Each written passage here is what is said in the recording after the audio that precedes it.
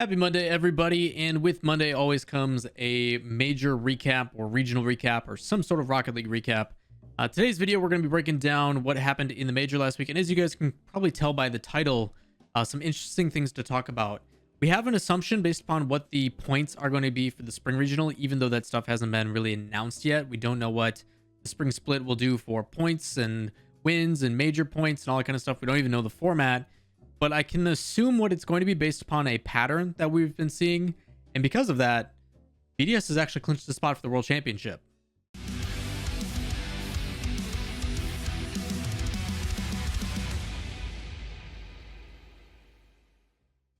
What is up, everybody? Lawler here, your inside source for all things Rocket League. Going to be breaking the video down and do a couple different parts. First part, we're going to be just breaking down the major. Obviously, we had the European Winter Split major go down this weekend. Pretty predictable, honestly. I ended up only getting 3 predictions wrong out of all 22 matches. So did pretty good there. I think it's like 86% or something like that prediction rate. So I don't know if this weekend was just kind of predictable and boring or what it was, but none of the matches really like resonated really well with me.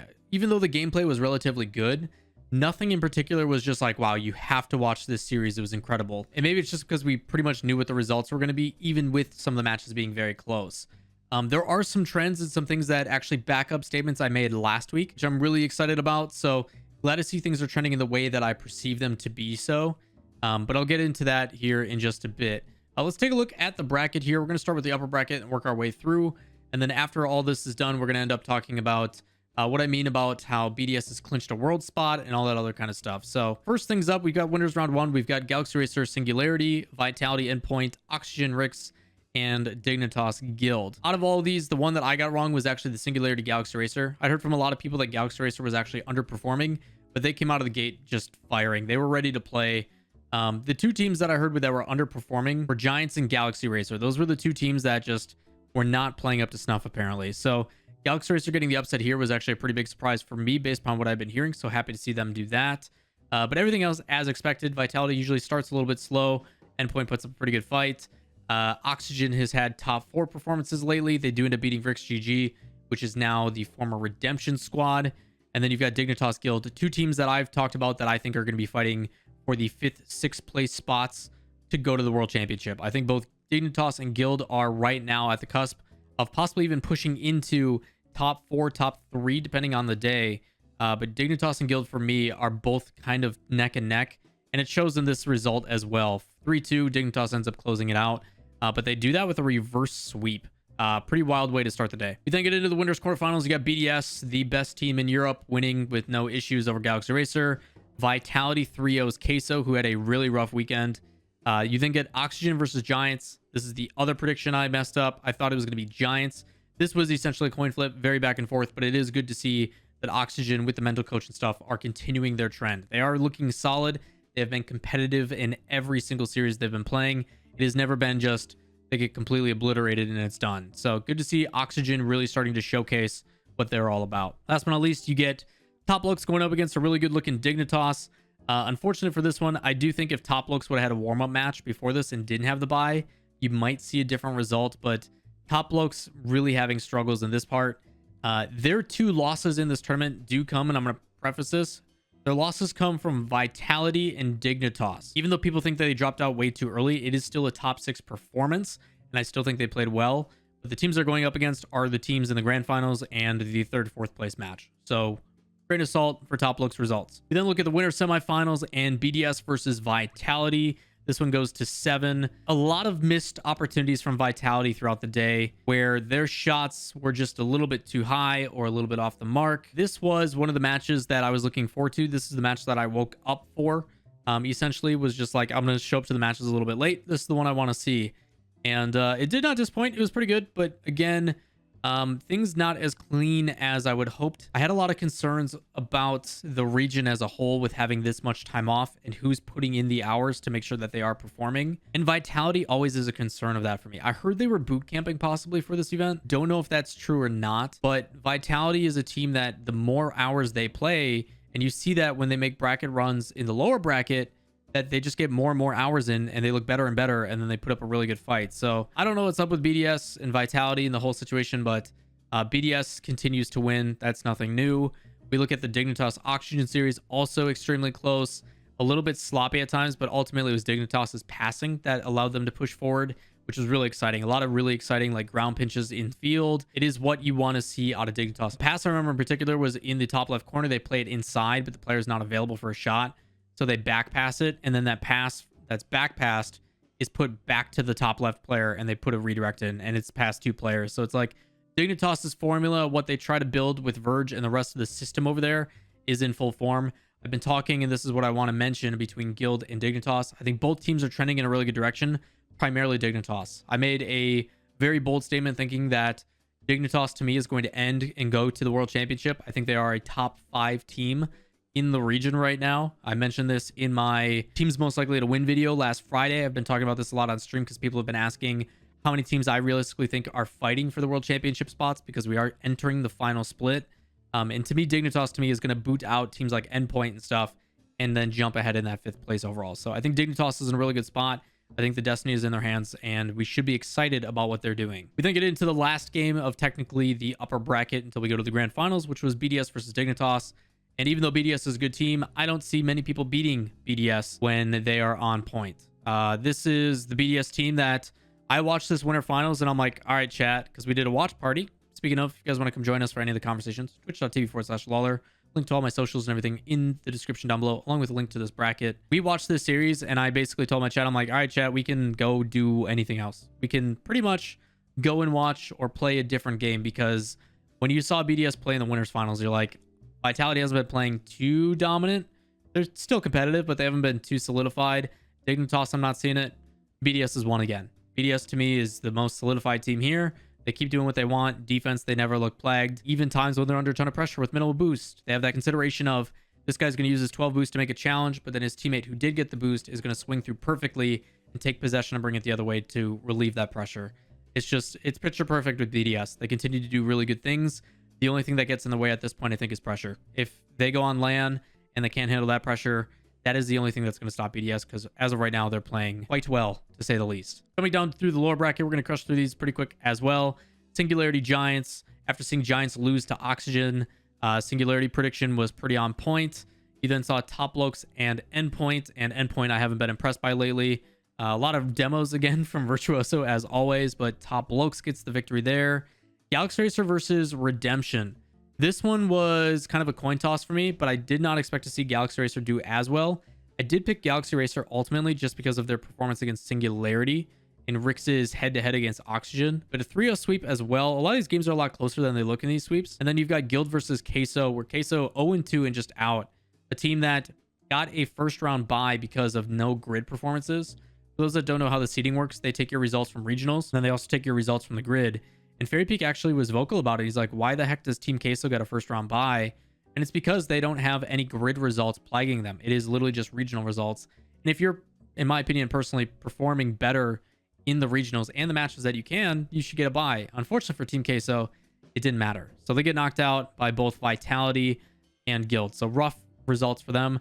It is part of the reason why I did leave them out of my top 5 or my most likely to win, because I just don't think they really had that chance, because anything in the top 6, I think they struggle with. We then get into lower round 2. We've got Singularity versus Blokes, and this is what was exciting about Blokes, is even though they had a really rough first day, they do close it out on a pretty convincing fashion. Top Blokes to a team has been considered for a long time in kind of like that 4-5 spot, primarily 4th overall in the region, but their results just haven't backed it lately. You look at the teams they're losing to in this major, and I think it's pretty convincing to me that says Top Blokes is still a really good team. It's just there's certain teams that are making and adjusting very well, primarily Dignitas, that knew they had potential, and they finally are at the point where they're able to showcase it consistently. So as for Top Lokes, this is going to be the tough part, where they're having this competition. They've got to find ways to adjust and adapt so they can push back to that level, which they're truly capable of. I have no issues with Top Lokes. I think they're a very talented team. So you got a lot of teams that are right now the hot commodity, and they've got to find ways to challenge that. On the other lower round 2, you then have Guild versus Galaxy Racer, and I just think Guild is the better team. Like, if I had to do power rankings, I'd put Galaxy Racer probably like 7-8,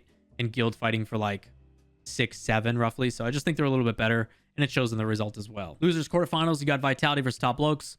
Vitality looking hot, pretty much done real fast. Not a whole lot of resistance from the Top Lokes squad. Fortunate for Top Lokes too, because they're just getting overshadowed by teams that are the hot thing right now. As for Oxygen and Guild, I will say this game was not pretty. There was a ton of mistakes, a bunch of missed touches, just nothing real too good to say about the series other than goals did happen eventually. I don't know. This series really turned me off from the rest of the day. I watched this series as the last one. I'm just like, I really don't want to watch this. This is just ugly Rocket League. So the nice thing though is we then get into the next day or the next series in that lower semifinals with Vitality and Guild, and a completely different Guild. I thought Vitality was going to run away with this, no issues whatsoever, just out of sight, out of mind. But despite that, Guild really adapted well. A lot of challenges to the ball early. Vitality has been playing a playstyle that is really passive, actually. Dignitas has done the same thing too, where they allow the other team to basically push forward and bring themselves out of defense, and then they'll counterattack and wait for the play to develop and bring it the other way. Guild didn't really allow Vitality to do that, and it was really exciting to watch them really just assert pressure while, quite honestly, Nolly had this series of his life. The guy hit whatever double touch he wanted. Devo hit some pretty crazy redirects. Like, the team played very well, and despite that, Vitality still won. So people were asking me like, yeah, Vitality's been playing kind of lackluster lately, and I'm like, you just don't count out Vitality. It's day three KDOP, final day KDOP. Like, you just don't count that out. And it's something that I learned very early on in my casting career, that when you have the players you do on your team like Vitality does, that much experience and that much expertise is a team that you will always give the nod to and just say like, they have a chance to win it, unless they're playing absolutely terrible, which they never really did. I think I was more surprised by Guild's performance and bringing it to 7 than I was Vitality. So Vitality does hold on. They end up moving forward. They then go up against Dignitas, and it's another nail biter all the way down to the wire again. This one was just kind of a back and forth. It got to, I think it was game 4, and I told my chat, I'm like, whoever wins game 5 wins it, because quite honestly, this game has literally been trading wins. So whoever got the win first did, and in that case, it was Vitality. So Vitality wins game 5, Dignitas wins game 6, Vitality wins game 7, game's over. Which is just credit to both these rosters. I think both for Dignitas and Vitality doing a really good job of making adjustments. Credits to their coaches and their staff. It is very difficult to make adjustments that quickly to a team based upon play styles, and both teams did that very well. Like, literally every other game was for the other team. Vitality wins one dig, Vitality dig, and that goes the whole way. So credit, someone had to break that streak and that pattern, but unfortunately weren't able to. Vitality moves to the grand finals to play BDS again. I will admit I didn't watch the grand finals until I heard that Vitality was up. So I didn't watch the first couple of matches in the first couple of games, which were pretty even. The BDS did win in an OT. So I tuned in around like game 3, game 4. I even got a DM from somebody because I was like, BDS wins, so I have other stuff to do. So I went and left. I ended up watching the whole thing, and it does go down to the wire. Game 7 OT, a big mistake. You saw, I think it was extra goes from one side of the field to the other to close it out. But Vitality had so many chances to put it away. There were so many times where it was like just off the crossbar, and that seemed to plague them actually from the whole tournament. All major long, it just felt like Vitality's shots were just a little bit off the mark. Despite that, they're still able to go to second.